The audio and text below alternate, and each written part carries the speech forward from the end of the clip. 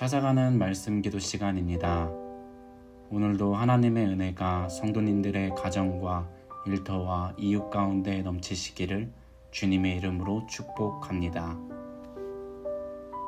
오늘 우리에게 주시는 하나님의 말씀은 에스겔서 6장 1절에서 8절 말씀입니다. 여호와의 말씀이 내게 임하여 이르시되 인자야 너는 이스라엘 산을 향하여 그들에게 예언하여 이르기를 이스라엘 산들아 주 여호와의 말씀을 들으라. 주 여호와께서 산과 언덕 시내와 골짜기를 향하여 이같이 말씀하시기를 나 곧 내가 칼이 너희에게 임하게 하여 너희 산당을 멸하리니 너희 제단들이 황폐하고 분향 제단들이 깨뜨려질 것이며 너희가 죽임을 당하여 너희 우상 앞에 엎드러지게 할 것이라. 이스라엘 자손의 시체를 그 우상 앞에 두며 너희 해골을 너희 제단 사방에 흩으리라.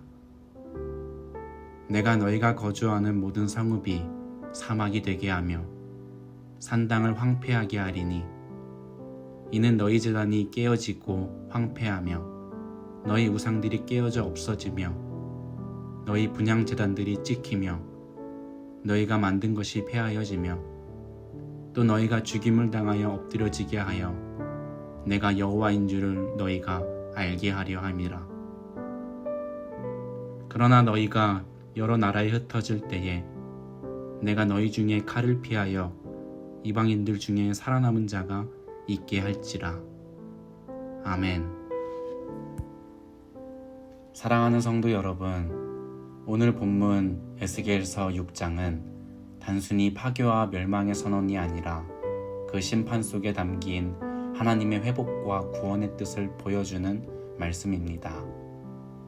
오늘의 본문은 종말론적 구조를 갖고 있으며 이스라엘 백성의 죄악을 책망하고 그에 따르는 심판을 경고하는 동시에 남은 자를 통한 회복의 길도 함께 제시합니다. 이스라엘 백성은 하나님을 떠나 산과 언덕, 시내와 골짜기마다 산당을 세우고 우상을 숭배했습니다. 그들은 겉으로는 하나님의 백성이라 했지만 실상 그들의 예배는 하나님 중심이 아니었습니다. 외형적으로는 신앙을 유지하는 것처럼 보였지만 마음은 우상과 세상적인 욕망을 향해 있었습니다. 이는 단순한 종교적 타락을 넘어서 하나님과 맺은 언약을 정면으로 배신한 행위였습니다.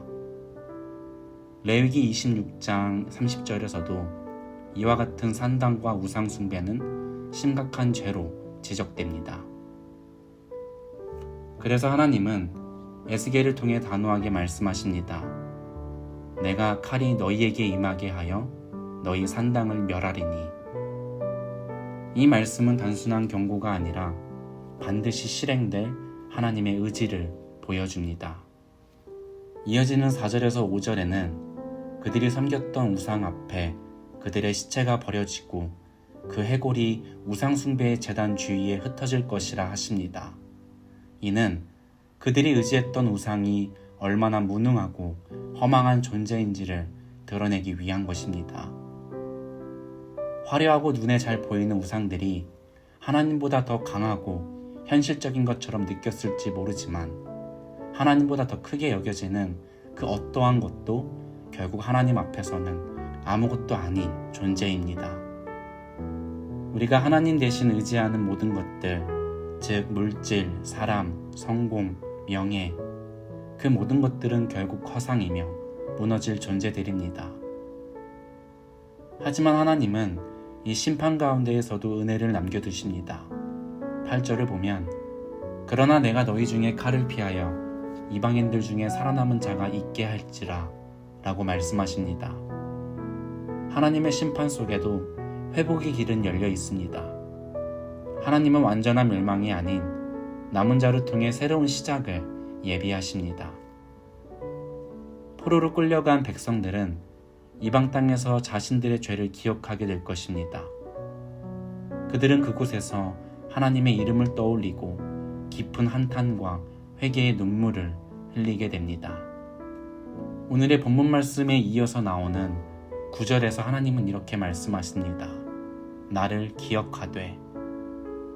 여기서 기억이란 단순한 회상이 아니라 회개와 회복을 향한 영적 전환의 시작입니다. 하나님은 백성들이 죄악을 자각하고 오직 여호와만이 참 하나님이심을 깨닫게 되기를 원하십니다. 그리고 그들이 회개하여 하나님께 돌아올 때 과거의 삶이 얼마나 헛되고 부질없었는지를 한탄하게 될 것입니다. 에스겔서 6장 전체에는 한 가지 메시지가 3번 반복됩니다. 너희가 나를 여호와인 줄 알리라. 이 반복은 단순한 지식 전달이 아니라 백성들이 하나님을 인격적으로 알고 경험하길 바라는 하나님의 간절한 마음을 보여줍니다. 하나님을 아는 것은 머리로 아는 것이 아니라 삶으로 경험하고 마음으로 만나는 것입니다. 하나님은 이스라엘 백성들을 포기하지 않으셨습니다. 오히려 그들의 시선을 다시 자신에게로 돌리시고 하나님의 주권을 선포하십니다. 14절을 보면 내가 손을 들어 그들을 치리니. 하나님의 손은 단순한 징벌이 아니라 주권과 능력의 표현이며 새로운 질서를 세우기 위한 거룩한 개입입니다. 심판의 손은 동시에 구원의 손입니다.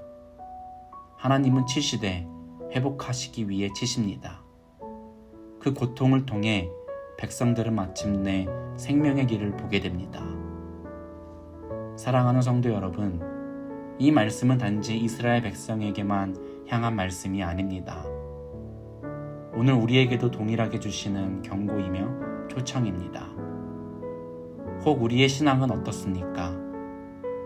혹시 겉모양만 남아있고 중심은 무너져 있지는 않습니까?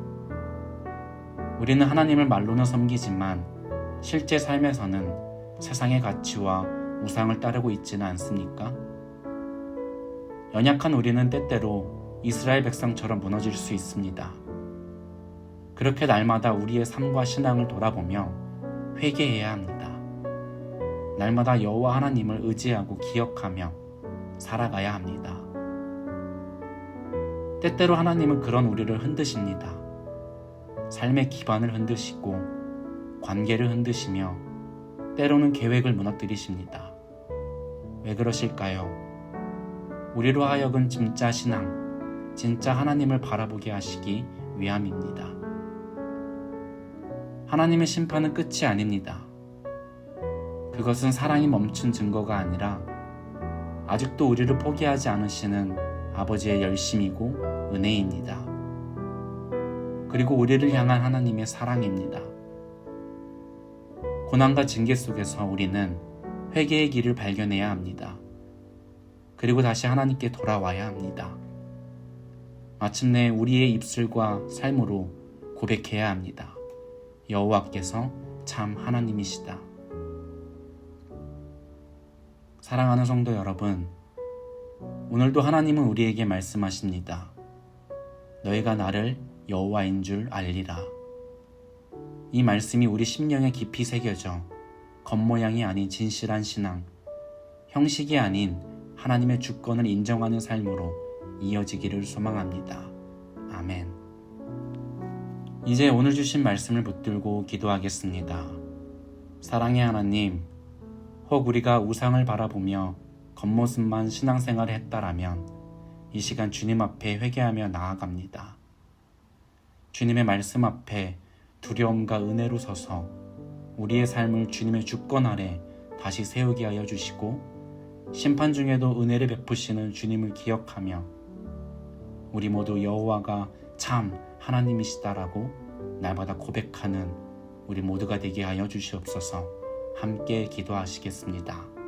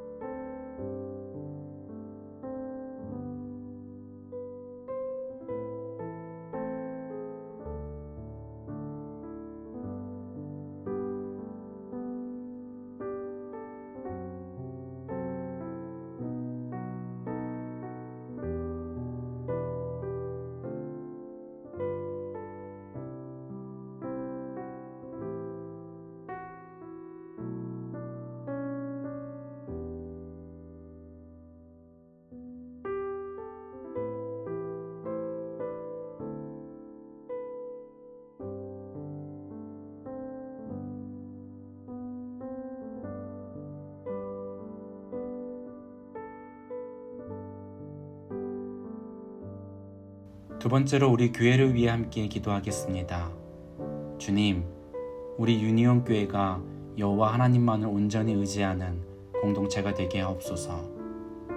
또한 담임 목사 청빙과 교육부서에 필요한 교역자 세움의 모든 과정에 주님의 선하신 뜻이 온전히 이루어지게 하시고 우리 교회의 아이들과 학생, 청년들이 믿음 안에서 잘 성장하여 주님을 기억하고 의지하며 고백하는 세대가 되게 하여 주옵소서. 함께 기도하겠습니다.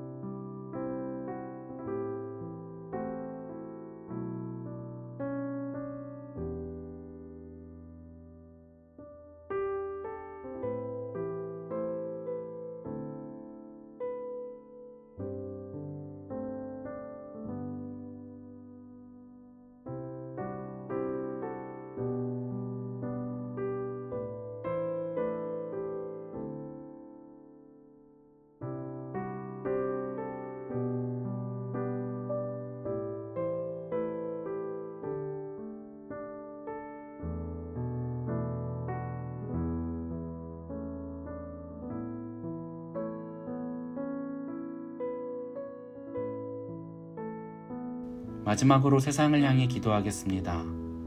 사랑의 주님, 이 세상을 긍휼히 여겨주셔서 전쟁과 자연재난, 불의와 고통 가운데 있는 이들에게 위로와 회복이 임하게 하여 주옵소서.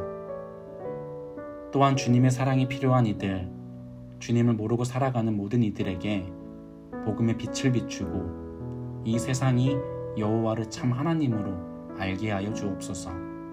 이렇게 함께 기도하며 각자의 기도 제목들을 가지고 주님 앞에 나아가며 오늘의 삶의 자리로 나아가시겠습니다.